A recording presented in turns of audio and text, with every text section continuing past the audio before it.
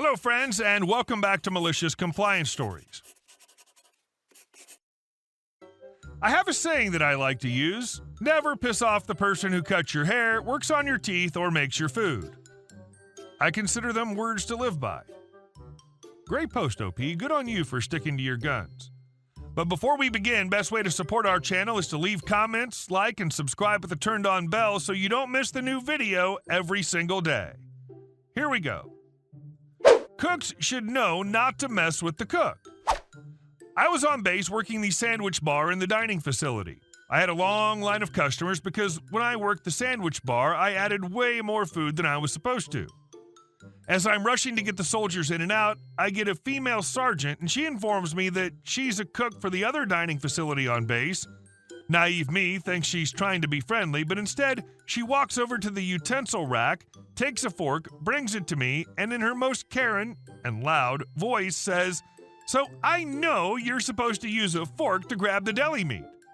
She's not wrong. I was using my gloved hands like they do at the restaurant because it's really hard to get the tightly packed deli meat separated, and I'm trying to work faster so I don't get in trouble for having a long line. Even though she was right about the rule, I was still upset with her because of the way she said it. She cared more about putting me down than the actual rule. Proof. First of all, it's unsanitary for me to use a fork that she touched with her dirty hands. She knows that. But I do it anyway because she's a sergeant. The first slice of meat separates perfectly and I put it on her sandwich.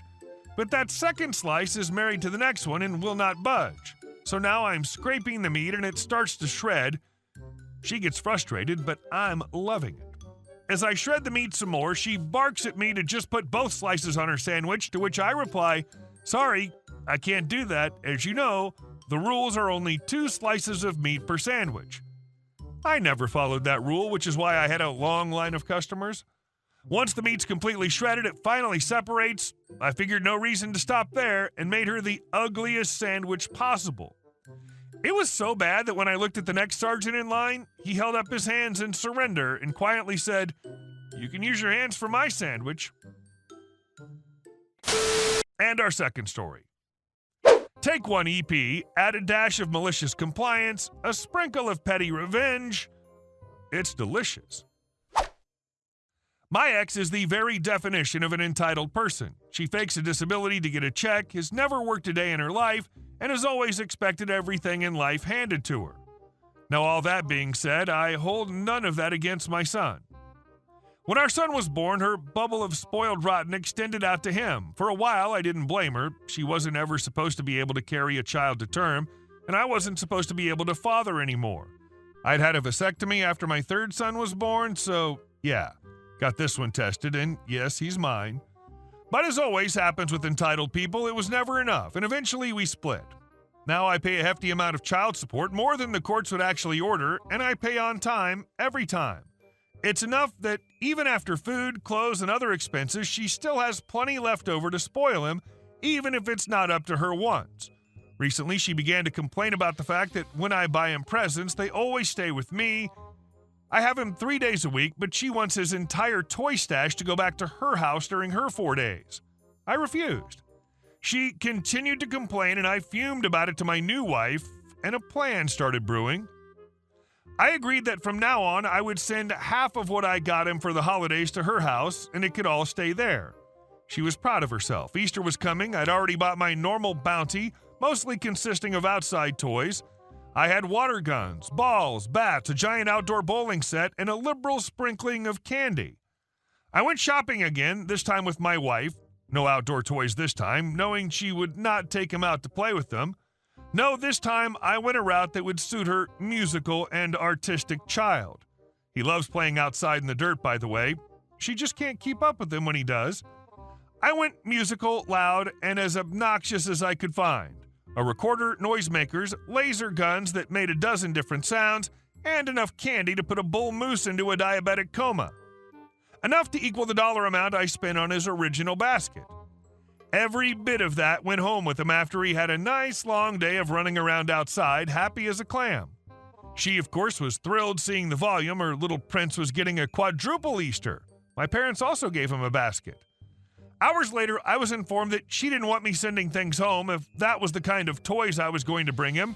He was running around the house screeching through the recorder powered by a combination of chocolate and pixie sticks. He absolutely loves the recorder. It's not so bad when you let him play with it outside. It's about time your son learned to play the bagpipes and the accordion. And our next story. Boss said one thing, got recognized for doing something else. So this took place 10 plus years ago, but I was just going through some journals and was reminded of this. Kind of long, but backstory and whatnot. I worked at a popular national smoothie place. I was the team lead, basically the manager on duty. One night, we were getting ready to close, and a customer walked up just as I was going to lock the door. As company policy, we should have our door unlocked 5 minutes before our posted time and keep the door unlocked 5 minutes past closing. It was like 7 minutes past closing, but I let the guy in, and since my team was already doing closing procedures and cleaning, I decided to ring him up and make his smoothies myself. While talking to him, I found out he'd just flown in to see his sister who was suffering from cancer. Our smoothies were one of the few things she could tolerate to eat, so I made both of the smoothies he ordered a larger size, got 5 free smoothie cards we keep on hand to help with dissatisfied customers. We also had a BOGO promotion going, so I gave him some of those as well. I told him I wished I could do more, but I hoped that helped. He was very grateful, both for the coupons as well as me letting him in at closing. The next day, I told my store manager I'd given the free smoothie cards to him. That's why so many were missing. We kept a running inventory of them to make sure none disappeared. She informed me I shouldn't have given them to him. They're only for customer recovery and issues like that. To document what I gave any future ones out for, I thought, whatever, and stuck to her rules. So a couple weeks later, she told me that the district manager wanted to meet with me and her, and we had no clue what for, and I hadn't thought again about what I did with the guy because that's just how I was raised and how I roll. Come to find out, the guy was so impressed he contacted corporate about his experience. I was being recognized by the company. I was the first ever in our district to be recognized with this company award and was featured in the company newsletter for going above and beyond and exemplifying what the company stood for. I asked the district manager if I needed to only use the cards for guest recovery or if I could use them for things like this at my discretion.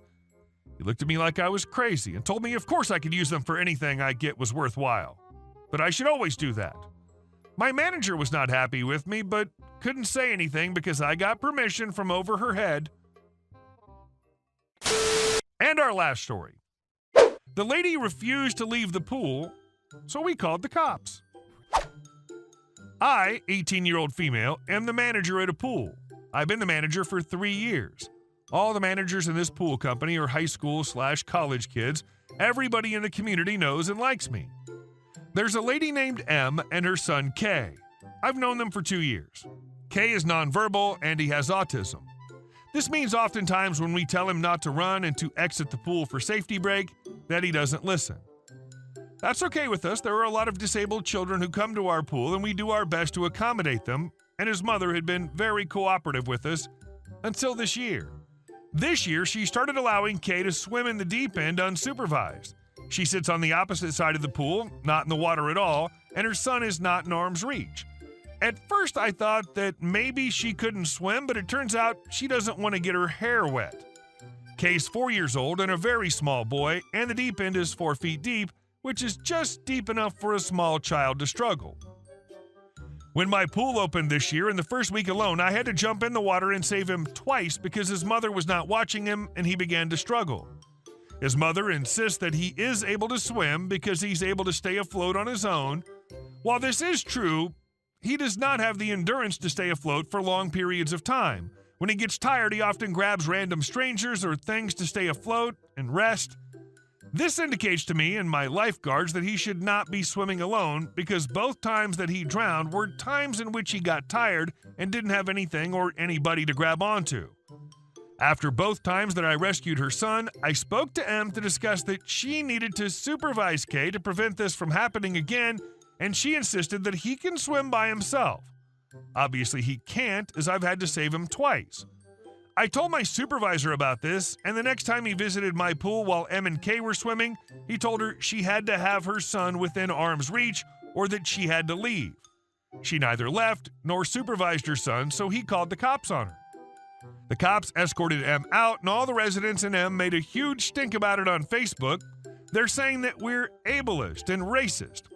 First of all, I don't think I'm ableist because I never had this kind of problem with any other parents at the pool. Whether their child is or isn't disabled, they'll watch their kids if they can't swim because that's common sense.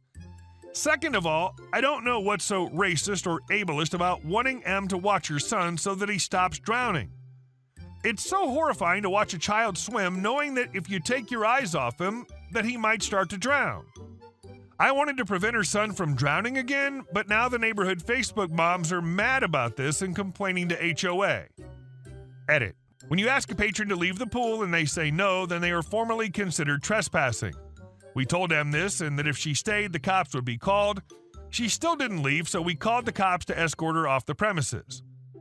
There wasn't really much else we could do because we can't physically force her off the premises, and letting her just stay instead of making her leave enables her negligent behavior. Hey guys, thank you all for watching the video. I'll see you in the next one.